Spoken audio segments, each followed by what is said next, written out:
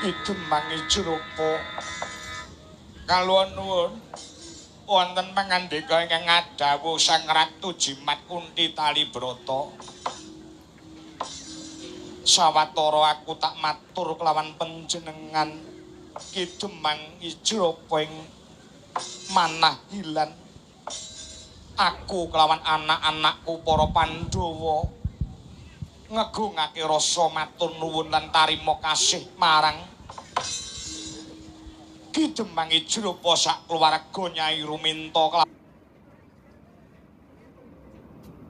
kelawan Bambang Rawan awit wis menehi papan palereman kanggo ngaso.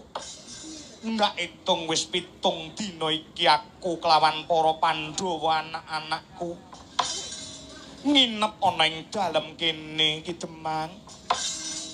Ora ana piwales sing bisa tak paringake kelawan panjenenganmu. Sampun to Gusti Putri, sampun. Kula ikhlas lahir batin. Sabiyantu dumateng sama samaning dumadi awit dawuhe para pinisepuh para mintuna nate paring pangandika yen tok apik-apike wong becik-becike wong niku nek uripe bisa piguna tumrap bebrayan agung utawa menungsa niku uripe niku sae lamun to bisa piguna tumrap tiyang sanes. Mila saking menika aku lak ora ngrepoti panjenengan to babar pisan boten Gusti Putri, malah kula remen kok.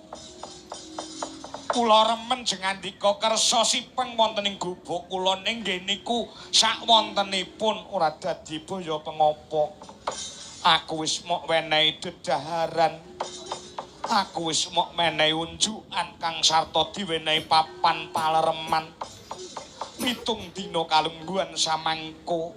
Aku matur nuwun kelawan panjenenganmu sak keluarga. Aku njaluk pangapura ya Kidemang Ijrupa. Sawatara aku ngrungokake nggonmu sapejagong kelawan garwamu Nyai Ruminta kelawan putramu si Bambang Rawan.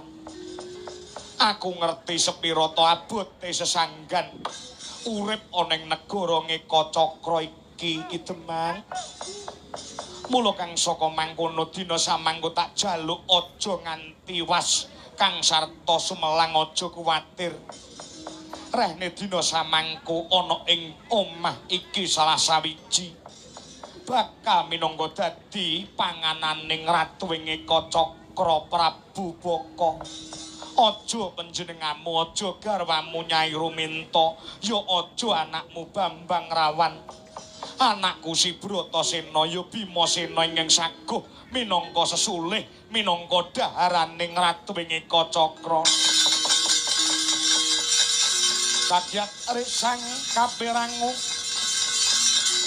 arinang kul kinempit kampit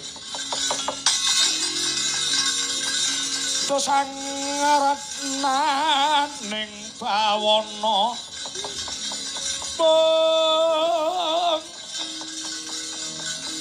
ya si tukang walang adi, ya si tukang nesing jas, ya si tukang kudu kering. Waduh, Sang Dewi sampun ngantos. Sampun ngantos ingkang putra pun Raden Bimasena inggih Bratasena ingkang minangka dadi sesulih keluarga kula niki sampun tanggal jawab kula. Wonten paribasan menungsa urip menika wani milih ya wani resikone. Nyatanipun kula wani milih gesang wonten ing bumi Eka Cakra. Nggih resikone badhe dados pangananipun ingkang sinuwun Prabu Baka. Rehne paduka sampun midhanget kang sarta mangertos kepara dinten samangke kula nyuwun pamit. Kula titip sak anak-anak kula lan bojo kula tak mangkat dhateng praja ing Ngeka Cakra dadi pangananing ratu ing Ngeka Cakra Prabu Baka.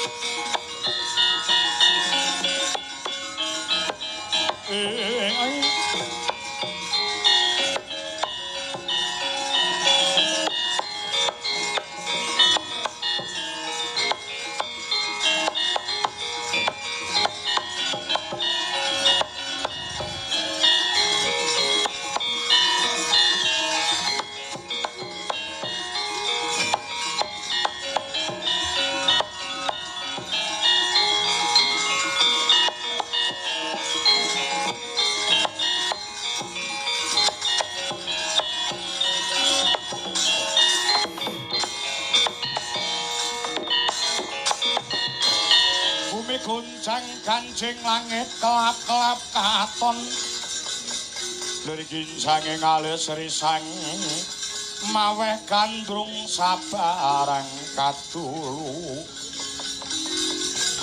wukir moyak mayik saking jas balewara lumare sanggandrung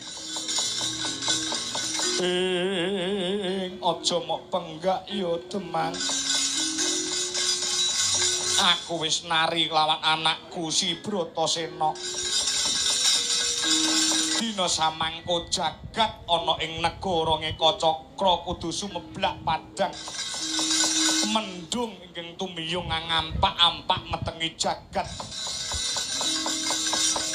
negara Ngekacakra kudu diseblake kanthi kridane anakku Bratasena yen to nganti ditutuk-tutukake pakartining pimpinane negara Pabubaka suwe-suwe para kamula iki ing negara Ngekacakra bakal entek gusis dadi panganane wong angkara murka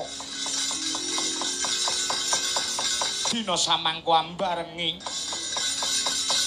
TKT Bratasena nggone kepengin labuh marang sama samaning urip aja ndok kira anggone si Bratasena gelem dadi pangananing Prabu Baka mung bakal pasrah nanging bakal nodi sepira kekuatan kang sato kadigdayaning Prabu Baka lan anakku lanang Bratasena saguh minangka dadi jalaran patining Ratu Angkara Murka negara Ngekacakra kuwi negara sing merdika kudu bener-bener para kawulane ngrasakne urip ana ing negara sing merdika kanthi sejati ora kok para kawula saben dina was kang sarta sumelang wedi kalamun dadi pangananing Ratu ing Ngekacakra Pabubaka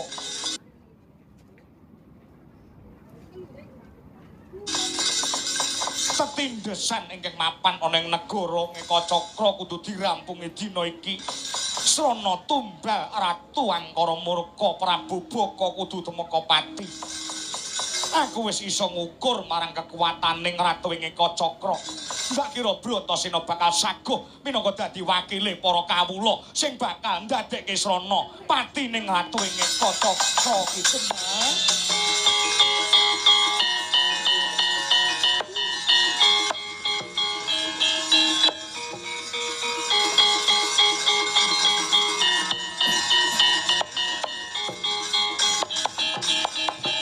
Katangmu padha warah dena becik besok amendemo baris kang prayitna ya saranta wong Darawati tinumpes pangniku pangawak Pandhawa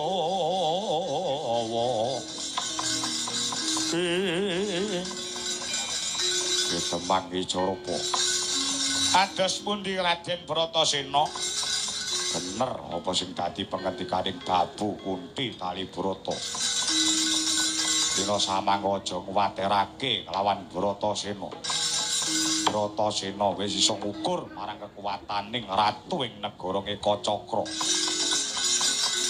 upama aku tumeka pati saka tangane Prabu Baka mbokku Kunti ora bakal nangisi aku mergo aku dadi wakile para kawula ing negara Ngekacakra.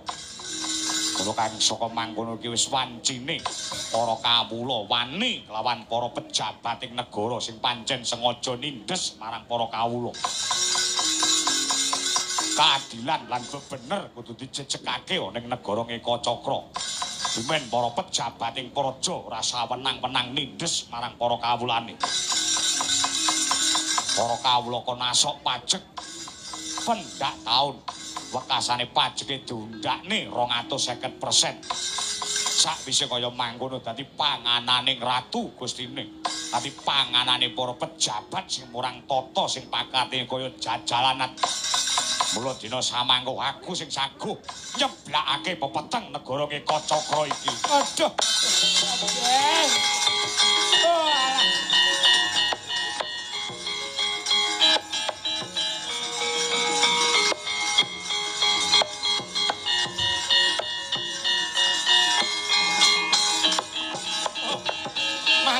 nuwun Raden Bratasena. Matur nuwun Gusti Putri Kunditali Brata. Iya penemban. Ora sah dadak ngenteni dina-dina sing bakal tumeka wektu kang terus lumaku. Wanci kang gilir gumanti. Dina iki uga Bratasena kowe budhal. Sirnakno angkara murka. Dimen para kawuling negara Ngeka Cakra bener-bener bisa ngrasake urip ana ing negara sing merdika. Abu Kunthi pangestumu tak jaluk. Pangestuku banyu milih marang kelawan jeneng sira Bratasena. Sok glogok banyu ngejun paribasane. Aja lali sinartan nyembah marang purbaning Gusti pasrah. Sumarah marang purbaning Gusti kang Maha Murah. Tegakno bebener kang sarta kautaman iki yo. Buwa tumrap para kawula negara Ngeka Cakra. Ya wis tak kawuh.